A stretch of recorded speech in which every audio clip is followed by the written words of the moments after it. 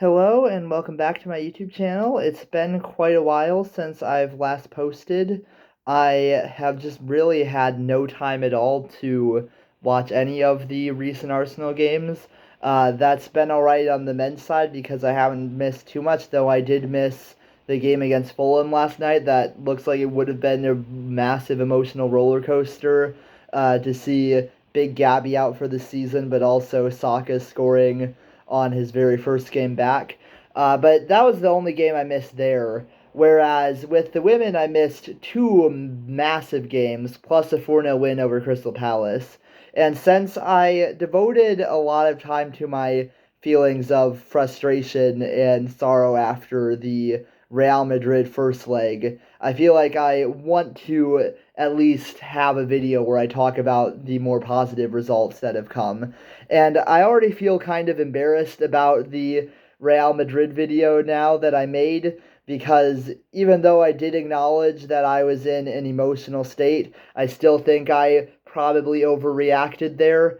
I think I would like to think that I am not reactionary or overly involved emotionally, but I think sport is generally a very emotional thing, and so you tend to think into extremes when it involves your team. So a few poor results can quickly mean the sky's falling down, or good results can mean the exact opposite. I want to show that I'm less reactionary, and yet I maybe am still being reactionary by now being positive now that results have come back. I did acknowledge in that Real Madrid video that if I were being rational, that I would say that we've still looked very good under Slagers, and a few bad results don't necessarily mean that everything's falling apart. And I guess that statement has been proven right in recent games. I think I was really upset by the Real Madrid and Liverpool games, especially. The Everton result, too, was a bit hard to come by, but still got it in the end. But I think the Liverpool FA Cup game was frustrating because it's frustrating to watch your team struggle with the low block. It's always frustrating to see your team struggle with the low block, especially when you never make the breakthrough and end up losing, as happened in the Liverpool game, and then later the Real Madrid game. The Real Madrid game was admittedly played on a really awful pitch, but I feel like even if it were played on the most pristine of conditions, I still think Real Madrid would have had a pretty good shot at winning because they really played to perfection. Like Arsenal couldn't do anything to break down that block. So I was quite worried for the Liverpool game. Uh, and then Real Madrid coming up in the second leg of the Champions League. So I had like maybe a bit in my head that I thought like maybe that we would just like completely throw off all our shackles and end up dominating Liverpool, but I think I more expected it to be like the FA Cup game against them. I was really happy to see the result, though. I again didn't actually ever get to watch the game, but to see us win 4-0 was really nice. I have watched the highlights, a lot of better chances created, and perhaps we were a bit fortunate to have two own goals scored for us from Liverpool. But when you have a constant stream of pressure and are constantly creating chances, sometimes you do get lucky moments like that. Neither of them were like massively egregious own goals. It's just, sometimes defenders are in unfortunate circumstances where instead of clearing the ball, it just takes the wrong deflection and ends up in the back of the net.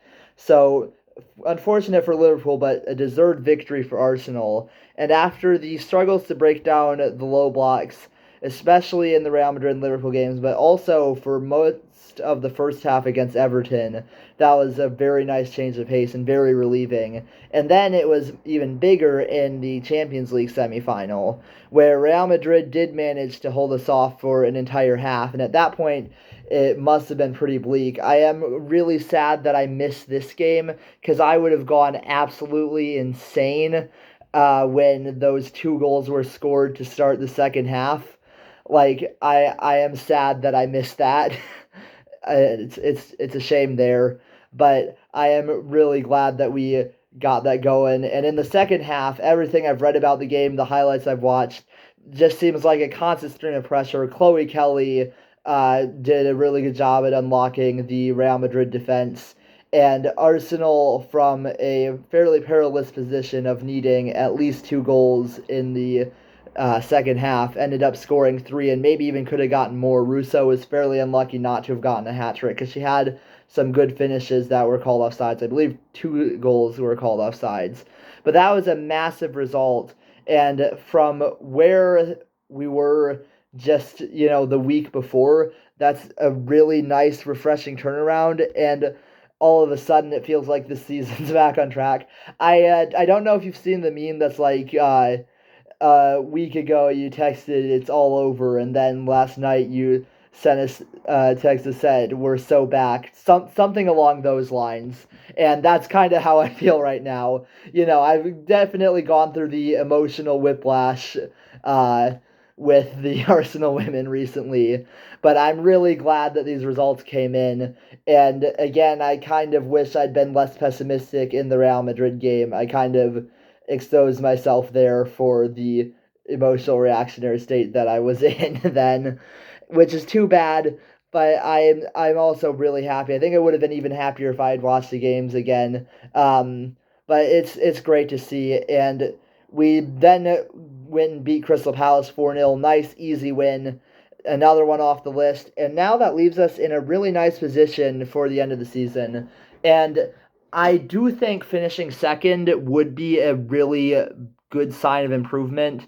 I know it's not a trophy, and sometime we do want to take the WSL off Chelsea, which I don't know if that's going to happen or not. Chelsea's continued to get a lot of decisions right in the women's game. It's interesting that their women's team is doing so well, because where their men's team has made like a bunch of really bad decisions that they've only kind of sort of recovered from this season, their women's team has consistently gotten the big decisions right and look poised to go on an unbeaten season, which is disappointing for an Arsenal fan. But I'm more worried about the Champions League. I was so happy when they lost to Man City, and then they immediately they turned it around. They got the 3 goal deficit, and that was disappointing too, because Arsenal were the first team in a while to overturn a 2 goal deficit.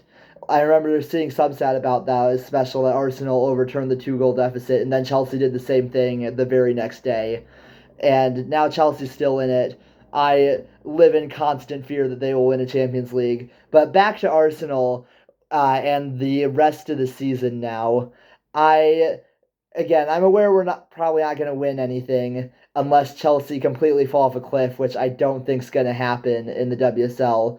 And as for the Champions League, I mean, we are in the last four, second time in 3 seasons. That's pretty good. That's going to help the coefficient ranking a lot as well. But I just don't know if we're going to beat Lyon. Like, Lyon are a really good team. They're consistently a really good team. It's probably going to be Barcelona and Lyon again in the Champions League final, which has been a frequent matchup for that game. I think it's been pretty much like, I think 3 of the last 4 years it's been Barcelona Lyon, and it might very well be again.